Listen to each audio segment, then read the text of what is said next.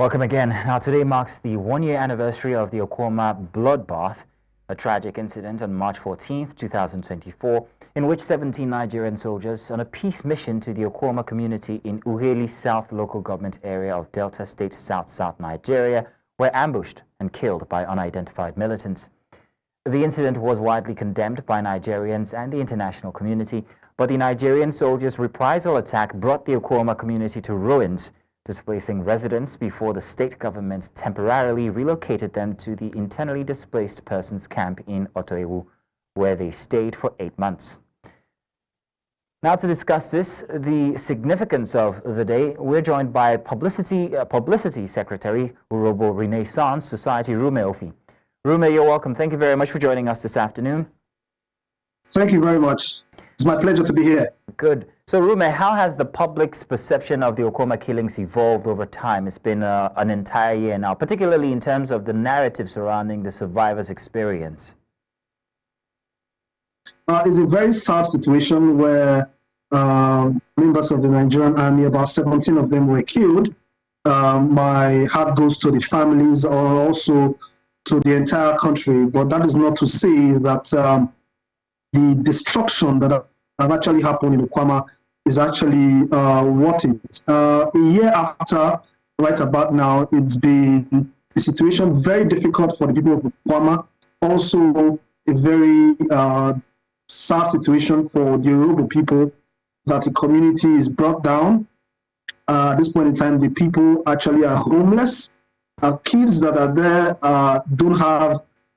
no longer have education, health care, and a whole lot of things happening. And also the fact that persons are still in detention. It's about now, the military has also not given any clue to the report. So it's been a very, very strange event for the past 1 year now. And I think the people of Okwama, the Yoruba nation, actually deserve better in the Nigerian state. Okay, so what strategies do you think are most effective in communicating the emotional complexity of the survivors, everything they've gone through in the past 1 year, especially as they mark a remembrance today? I will urge the federal government to swing into action really fast to rehabilitate these people, because the trauma of having their abode being destroyed, also having destructing of their livelihoods and a couple of other things, their ancestral land, they're no longer in touch with a lot of things that are happening right there. I think the federal government needs to rehabilitate these people, also need to build their homes back. Federal government needs to take it as a responsibility to build, because an arm of the federal government actually destroyed the place, and as well release the people that have been detained. For more than half a year now, since August, a few persons have been, it's about 5 of them, and one actually died in the course of detention. The President General of that community, Professor, is also in detention. At some point, the king of that community was actually detained as well, So it makes no sense at all for people to be subjected to so much hardship of this nature. So they should build their abode and also compensate them for all of the things that have happened, and as well as release those detained. That's what we are asking for, because we are also contributing a huge resource to the country. So we deserve to be able to have some of this succor when the needs arise. The people are not known for violence. We don't do things like that. Also talking about we are now killing military personnel. That is not our character. We think that the federal government needs to swing into action really fast. 1 year is a lot of time, and nothing has been done by the federal government. I think that we do for the people. So, Rume, you talk about the federal government and their lack of action when it comes to the instances at Okwama. You also talk about the lives that are lost.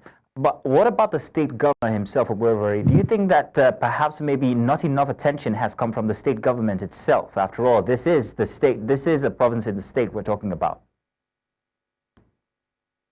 Yes, the problem actually happened in the state, quite all right. But the state has been able to do their part. An IDP camp was actually made possible by the state. About a couple of persons there actually took part in all of those activities there. I think I got a few numbers there. When the camp was open, about 1,000 persons, I was told, actually participated in the IDP camp, as against a lot of them that were still scattered across the slums, the bush around there, and other communities, so that alone is an effort by the state government. We also need the federal government to actually swing into action in no time, because it makes a lot of sense that the primary objective of government is to secure lives and property, but in our case, it's looking different, and it has become a recurring decimal that when such a thing like this happens, the military goes to that particular location and make sure they destroy it. That this is not good at all. The truth is that the chief of defense staff have actually come on air at some point to say that they know the perpetrators of this heinous act. But it's unfortunate that even with knowing all of this, the people are still going through severe pain, and all of this suffering can't be ameliorated by the federal government coming to help the people of that community. And also to make very clear, a panel of independent investigation should be put in place, to be able to understand exactly and ascertain what actually happened there, and come up with a report, people of competent character. And also, the military is supposed to bring up a report. They are not doing any of that. In fact, we also heard that the committee in the National Assembly actually invited them, and they didn't show up, which shows that there's something that we are not aware of. But we're saying that these things need to be done properly, as it is supposed to be. The people are going through serious situation there, and it is possible that all of this can be well managed. Well, Rume Ofi, thank you very much for joining us this afternoon to give a voice to the people of Okwama on what they're experiencing 1 year after the happenings in 2024. Thank you very much, Rume. Thank you very much. Now let's head to Rivers State, where the governor, Siminalayi Fubara, has notified the State House of Assembly of his intention to represent the 2025 appropriation bill on Wednesday, March 19, 2025. This follows a failed attempt on March 12, when he was denied entry to the Assembly complex despite prior notice. Fubara's letter addressed to Speaker Martin Zamaole stresses compliance with Supreme Court ruling and responds to the Assembly's request for a representation. The governor emphasized the importance of prioritizing the state's interest over political disagreements, aiming to move past the ongoing stalemate and push forward with progress for Rivers State. In the meantime, the Rivers State House of Assembly has adjourned plenary indefinitely. The House voted to close the sessions indefinitely after passing into law 3 bills during its plenary. And still, staying in Rivers State, where the Independent National Electoral Commission has released the updated voters register for Rivers State ahead of the local government council elections. INEC formally notified the Rivers State Independent Electoral Commission, RISIEC, in a letter dated March 13, 2025. RISIEC confirmed receiving the register and reassured the public of its commitment to organizing free, fair, and credible elections. The elections are scheduled for Saturday, August 9, 2025. INEC also released the list of registered political parties, including the APC, PDP, APP, the Labour Party, and 15 others. With the updated register in place, RISIEC is intensifying preparations for a smooth electoral process. Now we head to the National Assembly. The Nigerian Senate has again passed a vote of confidence on its president, Godswill Akpabio, despite sexual harassment allegations leveled against him by suspended Senator Natasha Akpoti-Uduaghan. News Central's National Assembly correspondent, Sagir Ibrahim, brings details of this and more from Thursday's plenary. During Thursday's plenary, Senate Majority Leader Okpeyemi Bamidele raised a motion citing Orders 41 and 51 of the Senate Rule Book following Senator Akpoti-Uduaghan's recent appeal at the Inter-Parliamentary Union meeting in New York. Bamidele stressed the need to clear the air on the allegations of sexual harassment against the President of the Senate, which he says is distracting the upper chamber from his constitutional mandate. We need to concentrate. There is work to be done, and we need to concentrate on our mandate, regardless of what anybody might say, Mr. President. We do not only stand united around our mandate, but that we also communicate this clearly to members of the Nigerian public, by moving a vote of confidence in the Senator Godswill Akpabio leadership of this Senate. In response, the President of the Senate, Godswill Akpabio, thanked his colleagues for their unwavering support, urging them to continue contributing their quota to nation building. We have so confidence in our female folk. In this 10th assembly of the Senate, we have only 4 women, and the 4 of them are all committee chairmen, intentionally, in order to give a voice to women in the parliament. So I thank you for this vote of confidence. I will not take it for granted, and I also have confidence in you and your ability to continue to contribute your quota towards nation building. Meanwhile, a bill seeking to amend the Electoral Act to provide for early voting during elections scaled second reading on the floor of plenary. Sponsor of the bill, Katsina Central Senator Abdulaziz Eradua, while presenting the general principles of the bill, said it seeks to enfranchise Nigerians who, due to their duties on election day, are often denied the opportunity to vote. Over 1 million citizens who play critical roles in ensuring the smooth conduct of the elections are disenfranchised. These include INEC officials, ad hoc staff, the security personnel. Other lawmakers expressed mixed views on the bill. We must support this. Again, we said Nigeria is a giant of Africa. Giant in one perspective. We are a giant in the economy and all that. We should also be giant in democratic process. Enshrining this early voting, people can vote very early, and those that wish to wait for the last date for them to cast their vote physical, that is also okay. They are not totally disenfranchised. They are carrying out another essential service that adds to the value of the electoral process. When the bill was put to a voice vote, the ayes had it, and the bill passed its second reading. In Abuja for News Central, I'm Sagir Ibrahim.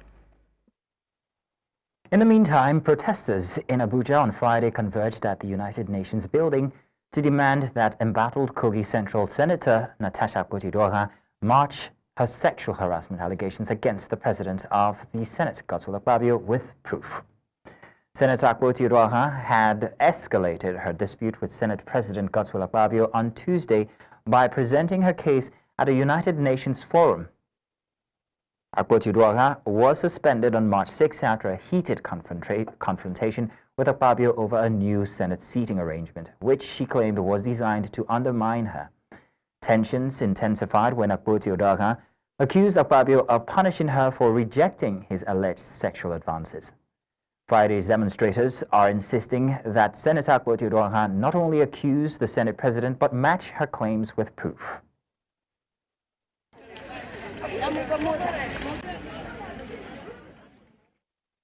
So, to discuss this, we are joined by public affairs analyst Victor Atewe. Victor, you're welcome. Thank you very much for joining us this afternoon. Thank you very much for having me. Thank you and good afternoon. Yes, my name is Mazino, just in case. So, Victor. Okay, hi, Mazino. Thank you very much. You're welcome. The Senate passed a vote of confidence in Akpabio at a time Senator Natasha Akpoti-Uduaghan had taken her case to the United Nations. The Senate President says she is embarrassing the country. How do you weigh in on this matter now? You know, it's laughable when you hear the Senate President, who is an accused in this matter, playing a judge in this matter, and of course, trying to exonerate himself, not just that, but also with the laughable attitude, I would say, that the Senate is just moving to put a vote of confidence on his administration or as his presidency as the Senate President. It's really, it goes to show the kind of democratic system we're practicing in the country. And that's been said. I mean, this is a weighty allegation. In the normal society, one would have expected that you take it very seriously, and at that, even if not totally stepping down, but of course, avail yourself to relevant authority to do their due diligence, not in a way trying to waive the matter. I mean, this is not because she is because she's a senator, because she's a woman. I mean, it could also happen to a man in terms of, any false accusation or any injustice, and the man tends to cry out, and before you know, it's been swept under the carpet because the power that be wouldn't want it to fly.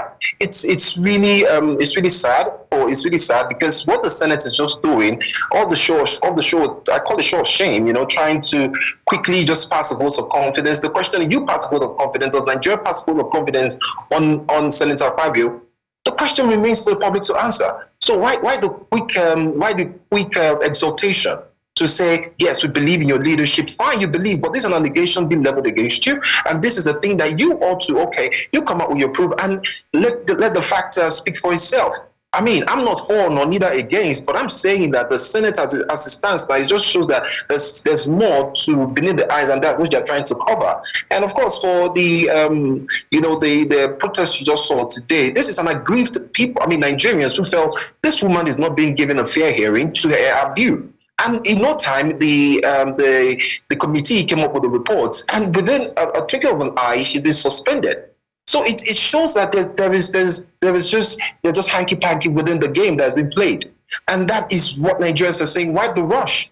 I mean, we've had cases of, this former, this senator from Adamawa State who harassed a lady in a supermarket, and the lady in question, there was a video proof, but the senator was given a fair hearing to air his view, and of course the committee was being chaired by now the first lady of our country. So the question is, why is our own case different? And if you ask, they will say she was suspended not because of the sexual allegation, but because of the misconduct. Is this the first time we're seeing this? She felt that, where I'm sitting, I'm not duly informed, and you ask her to move to the other place. Even our Senate president did the same. So why this whole, trying to just whittle her down and try to blacklist her and using all the Senate power and trying, like, there's more to cover. I mean, it's really sad that we're where we are as a country today. So there's been the call, or rather the allegations regarding sexual harassment. She also was at the IPU where she told her story, in which they gave the response of, we have to check in with the Senate President of Nigeria. His response, or rather the Senate's response, was that, nah, we don't think that this is an external matter, we'll keep it indoors. How do you think this puts Nigeria in the grand perspective of things, the international perspective? What do you think Nigeria stands as now with all of these allegations of sexual harassment inside of the Senate? Of course, you and I would agree that right now in the international community, and of course in the eye of the international observers, it's laughable. Like, they're just watching to see how it will all pan out. And their quick response to say is an internal thing. And of course, the Senate has its own mechanism in dealing with issues. The international. We belong to the global. We belong to the global community. That sees to if justice is being melted out and of course done to her. So the international community just looking for now is too quick to pass judgment, and I think they're being fair in their response when Senator Natasha went and they said they would relate to the Senate President to get his own view, which shows that, okay, there must be two sides to a story. But quickly to discredit them and say it's an internal issue. It goes to show how we'll be looked at internationally when it comes to human rights abuses and, of course, protection of our women folks in the country. Okay. Now, regarding the sitting arrangements and the court cases which the Senate ignored to suspend one of their own, let's look at the problem of precedents. What are we laying as an example for future leadership, do you think? What we are, for me, the precedent we are setting as a country, and especially in the legislative arm of government, the National Assembly in this case, is that we're setting a precedent of, there are a lot of I'm trying not to use the word dishonest, but we are fast becoming a laughing stock in our political system. because she made, allegedly he's saying that she wasn't well informed about her sitting arrangement, and she was moved to the back and she was asked to, and the Senate said that she was duly informed. It's like a word against us, and it's not a good sight to behold, but I would have thought, to say that, if it's a sitting arrangement, even the last time sorry not to take us back, you recall the last time she was being suspended, she moved to the seat that was duly allocated to her. Then she submitted a petition against the Senate president. So, meaning that if she was duly informed, of course, she has a right to object or to say yes or no. And this, of course, goes a long way to also set precedent for other senators who might want to come and feel, okay, this is what happens. And of course, I think I need to know how to fight this head on. Well, thank you very much then for giving us your evening and also giving us your 2 cents on the matter. Thank you very much. Thank you for having my 2 cents. Thank you. Good afternoon. And now let's go on a short break, and when we come back, Abia State Commissioner of Police Danladi Issa apologizes for assault on staff. Details and more when we return. Welcome back. Now to Abia State, where Commissioner of Police Danladi Issa has apologized over the recent assault of some staff of a popular club in Umuahia by some of his men. A senior police officer was said to have tried to gain entry into the premises of the club with grilled meat purchased elsewhere, but was resisted by the bouncers, leading to the policeman calling for reinforcement. Chaos ensued after 2 policemen arrived and attacked the officers. CP Issa, who tendered his apology while answering questions from journalists in Mvosi, Isiala, Ngwa South local government area, is assuring that the matter is being followed up to ensure justice is served. For the entire state, I apologize on behalf of the command for that unbelievable incident that took place, and I hope it's not going to happen again in the state under my leadership. Well, it's a product of overzealousness and unprofessionalism because the officers involved were not professional in carrying out that their statutory duty when they were called. And presently, they have been arrested and they are undergoing interrogation at the CID, their invitation at the CID. We're going to do all what is humanly possible to make sure that there is justice, and at the end of the investigation, the policemen who are involved will be sanctioned. In the meantime, the State Police Command has intensified its efforts to combat crime, resulting in the arrest of at least 23 suspects and a rescue of over 4 victims. According to the Force Public Relations Officer Benjamin Hundein, according to the Public Relations Officer Benjamin Hundein, the command has successfully targeted crimes such as armed robbery, kidnapping, murder, child abuse, defilement, and cult-related violence. Notable among the arrests were 2 Pakistani nationals who were accused of being part of a 7-man syndicate that kidnapped a fellow countryman in Lagos under the pretense of a job offer. Additionally, the police have made progress in the investigation of the death of a Lagos State University student, with 3 suspects detained and efforts underway to apprehend 5 more suspects. There are actually a total of 7 in number. 2 were arrested and in custody now, while 5 fled the scene. But efforts are on to get those wanted Pakistanis. And of course, being foreign nationals, they were transferred to the State Criminal Investigation Department for further investigation, and definitely their country, the embassy of their country would be informed. We have a case of defilement wherein one Joel Chukwemeka, a 35-year-old man, defiled his 15-year-old sister-in-law. This happened in Isolo area of Lagos State. Also, we were able to arrest some cable vandals. This happened in Odonoforija on March 2nd, 2025 at about 2:30 a.m. And we'll assure the public that updates will be given about the investigation or on the progress we have made as soon as we get these updates. Every fortnight we would like to address the press so that we don't give room for any sort of speculation. Tension seems to be rising in the Makoko community following reports that developers are moving forward with plans to reclaim parts of the Makoko waterfront for the construction of luxury residential buildings. The controversial project has sparked outrage among local residents and environmentalists who warn of severe social and environmental consequences. News Central's Bettina Nweli reports here. The Makoko waterfront is home to tens of thousands of residents who have built their livelihoods around the lagoon. However, this new development plan proposes to reclaim large sections of water, displacing families and threatening the fragile ecosystem of the Lagos Lagoon. Ní ibi kíní omi ẹ̀ power nine ibẹ̀ ni gbogbo wa máa ń gbé ilé wa wà ńbẹ̀ ìgbà tá wa gbọ́ pé ìjọba fẹ́ wá kó wa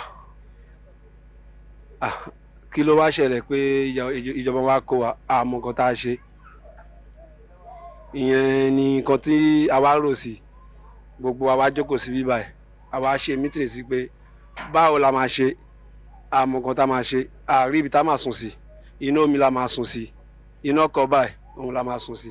màá ti ń gbé bẹ̀ ní tí ó ti tó nǹkan bíi 12 years lọ́dọ̀ àwọn àbúrò mi ni mo ń sùn sí báyìí. mi ì rí bí kan tí màá jókòó sí mo kàn fi báyìí fi ṣe márèjì òun ẹnìkan wá yá wa nígbà yìí mo ń fi lò pẹ̀lú márèjì pẹ̀lú àwọn ọmọ mi. In a May 2024 tweet, an agreement was executed between FBT Coral Limited and the Lagos State Government for the reclamation and development of 54.58 hectares of waterfront land at Makoko.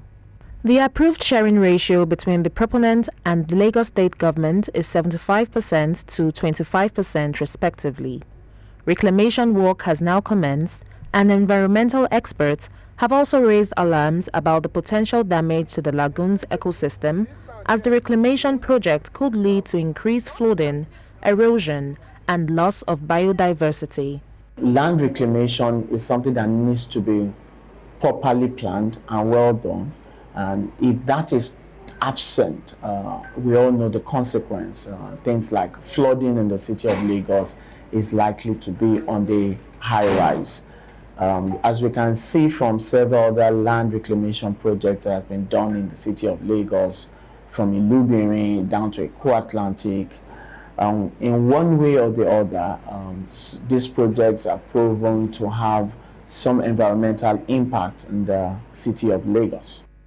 Experts have been harping on the lack of transparency surrounding the Environmental and Social Impact Assessment, ESIA, for the sand filling project, as the ESIA is a critical tool for evaluating the potential environmental, social, and economic impact of such large-scale development projects.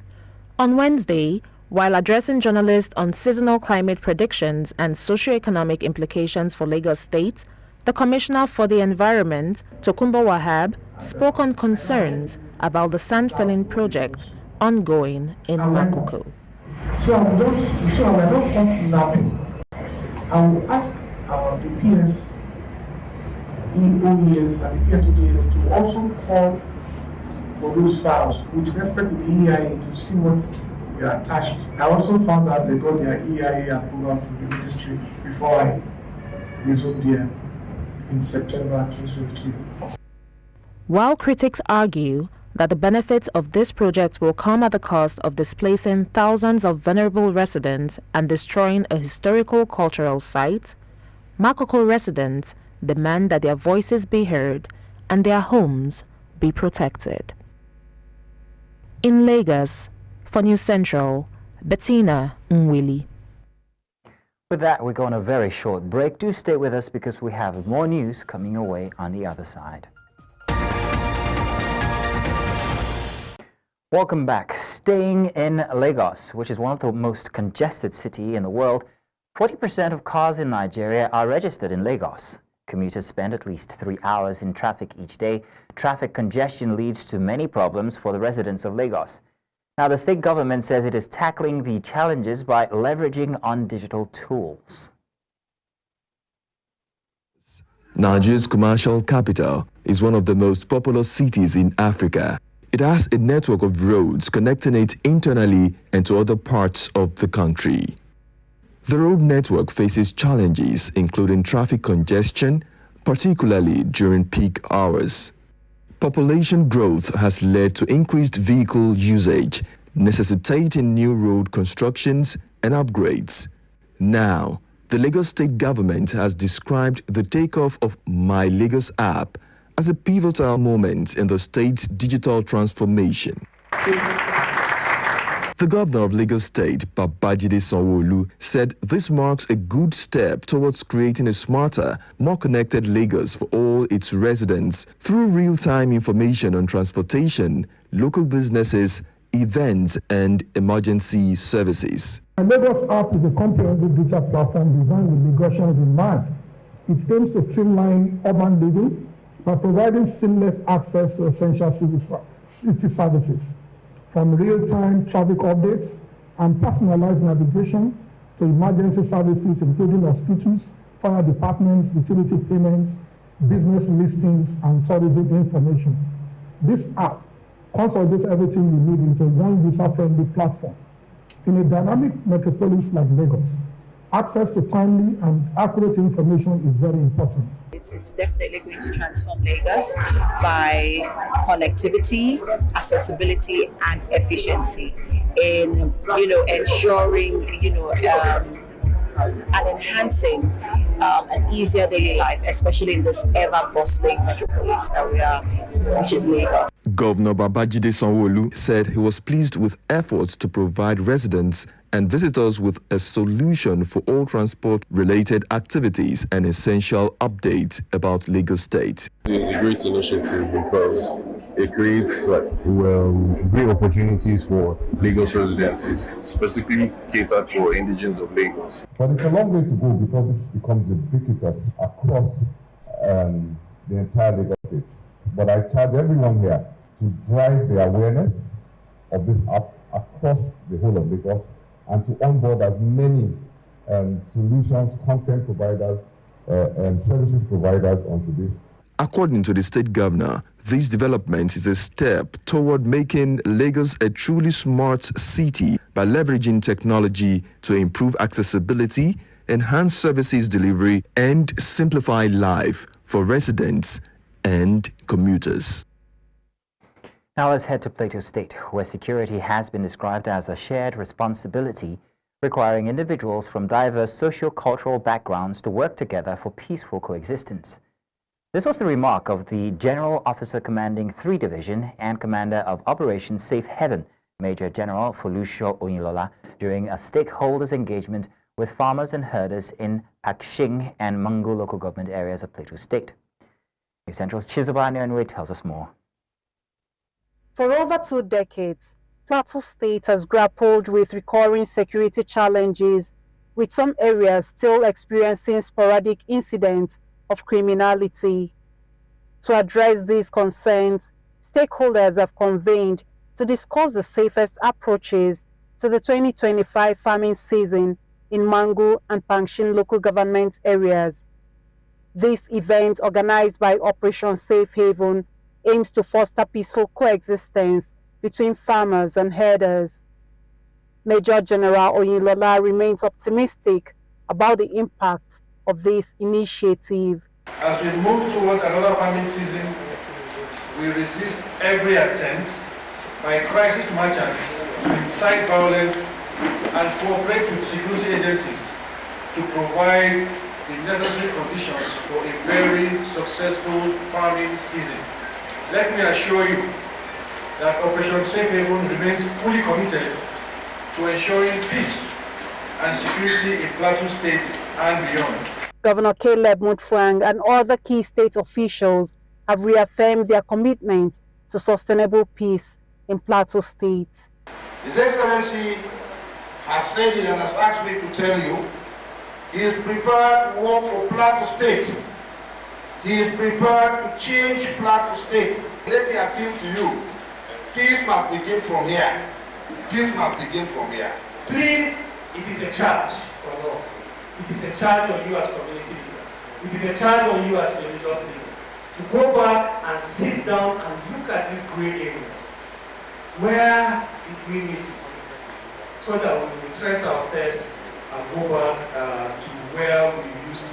Despite the weight of their concerns, stakeholders hope their grievances will be addressed. We have taken our hard cry that those structures being raised on our land without our permission be destroyed immediately. Form a committee, fact-finding committee, to go around these displaced places, see how to adjust so that we have a very good farming and harvesting year. Allow our people to go back to their ancestral land, whereby they will live freely and all programs to remain the way it was. With the moves made here today, one would expect that the imminent farming season in the state will be peaceful and everyone will continue to enjoy the relative peace in the state. From Mangu local government area of Plateau State for News Central, Chizoba Anyoe. Away from that now, to commemorate International Women's Month, women activists and leaders in Nigeria have advocated increased action on women and girls' empowerment, equality and equity. The activists are also demanding policies that support women's advancements and development. News Central's Omolola Ololade has more. This year's International Women's Month has been a worldwide call for women and relevant stakeholders to acknowledge strategies, resources and activities that positively impact women's advancement and to support and elevate their implementation. It is on this premise that the NECA Network of Entrepreneurial Women at its 2025 International Women's Day Conference charges women to take bold steps in accelerating action towards achieving their dreams regardless of the challenges they face. Accelerate means to move faster. Action is to do something. So what are we doing as women to take hold of this power that has been given to us? The essence of our understanding is to encourage women and also to re-emphasize the importance of women in economic building. While women in male-dominated industries that include engineering, architecture, transportation, banking, amongst others, have been able to break the glass ceilings in their field, women in politics struggle to do the same, hence the urgent need to accelerate action in this area. Know your ward chairman, know all your constituency, take part in constituency projects, be visible. When people see you, when the time comes for a position that opens up and you want elective, you'll be one of the first people. In fact, you'll be way up there. And for women, we have to work double. Although financial empowerment remains a key ingredient for women to achieve economic empowerment, experts believe women can focus on skills and networking to accelerate women's economic entrepreneurship. Write a proposal, approach a financial institution, and there are so many bodies now that are handling finance for entrepreneurs. Approach them. Do you know about them? Write to them, ask questions, go to the banks, speak to account officers, people that are in charge. If, for example, you are in agriculture, speak to the person in charge of that. Take advice from people that are told that line and have been successful. Accelerate action means don't stop, tick the box, move forward. Do that business plan, get a name for it, get a logo for it, register it, find out other people that are doing it, partner with them, start from the value chain. If you want to build a company, you can be a distributor first. There's always something to be done. Just don't sit down, get up and get moving. The year 2025 theme, Accelerate Action, emphasizes the need to work faster and more effectively to close gender gaps, eliminate discrimination, and ensure avenues to promote equal opportunities for women. In Lagos for News Central, Omolola Ololade. The Tony Elumelu Foundation is set to unveil its 2025 cohort for the TEF Entrepreneurship Program on March 22nd. This announcement comes during a time of economic challenges and limited funding for African entrepreneurs. Since its inception in 2015, TEF has empowered thousands of African entrepreneurs by offering financial support, training, and mentorship. Each selected participant receives $5,000 in seed capital, access to top-notch business training, and valuable mentorship opportunities. TEF's impact is profound, with over 2 million Africans lifted out of poverty and more than 1.5 million jobs created. The foundation continues to play a pivotal role in fostering sustainable economic growth across the continent, particularly in sectors like agri-tech, fintech, and clean energy. Through its program, TEF remains committed to driving Africa's economic transformation. And Benin President Patrice Talon says he would not stand for an unconstitutional third term in office, but would be watching the choice of his successors closely. The former businessman has been in charge of the small West African nation since 2016, and his second term of office comes to end next year. The question over his succession was revived in September last year when one of his close friends, Olivier Boko, was arrested on suspicion of attempting a coup with the former sports minister Oswald Homeky. The two men were sentenced to 20 years in prison in January for plotting against the authority of the state. He said he would also be careful about the choice of his successor and intended to ensure that whoever takes over does not want to reverse what he said was a decade of reforms. Now, cuts to U.S. aid have created a huge gap in funding, which has already affected HIV, AIDS, TB, and malaria programs in Zimbabwe. Now, this is according to the Southern African nation's Minister of Health, Douglas Mombeshohar. The UN said Thursday it was allocating $110 million from its emergency fund for life-saving assistance in several countries after brutal cuts in global humanitarian aid. The announcement came after U.S. President Donald Trump decided shortly after returning to office to freeze virtually all foreign aid spendings. The money will come from the UN's Central Emergency Response Fund.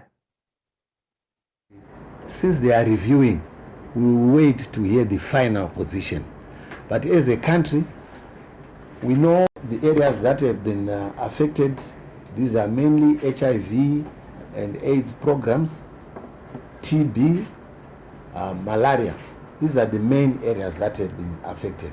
Yes, the gap that has been created is huge because we are talking of between 300 and 400 million US dollars, and we are working towards covering that gap gradually. It's not like it's today we need 300 million, but up to the end of the year. So we cover it as we go. And we can assure everyone in Zimbabwe who is on alert that they will not miss their medications. They will 20 Burundian soldiers have been killed in recent clashes with the M23 rebel group and Rwandan troops in the Eastern Democratic Republic of Congo, the DRC. Military sources confirmed this on Thursday. The fighting occurred on Monday and Tuesday in Kaziba near the Burundian border, when M23 and Rwandan forces launched an assault on Burundian positions. Despite being surrounded, the Burundian troops managed to withdraw, leaving behind an injured commander. Lower intensity clashes continue through Thursday. This marks a significant escalation in the ongoing violence as the M23 rebels push further into the mineral-rich region, raising concerns of broader regional conflicts. Talks to end the fighting are set to begin on March 18th in Angola.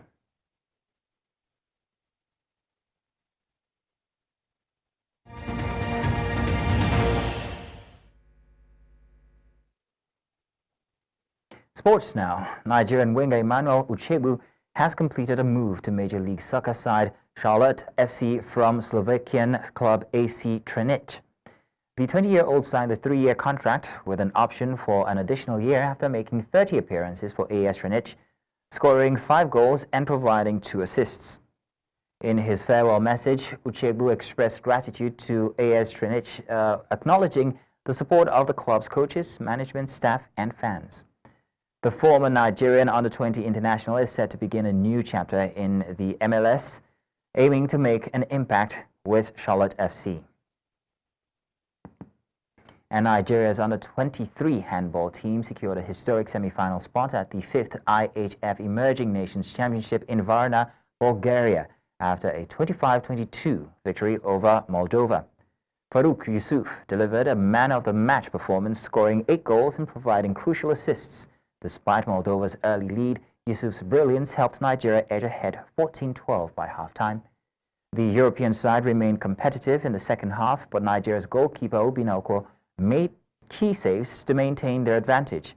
With this win, Nigeria became the first African team to reach the semi-finals of the tournament, while Moldova heads to the placement matches. Coach Suleiman Yula's side now aims to make history with a sport in the final. And that's all this hour. But before we go, let's take another look at some of the major stories brought your way. Survivors of Okwama killings have marked Remembrance Day today with mixed feelings.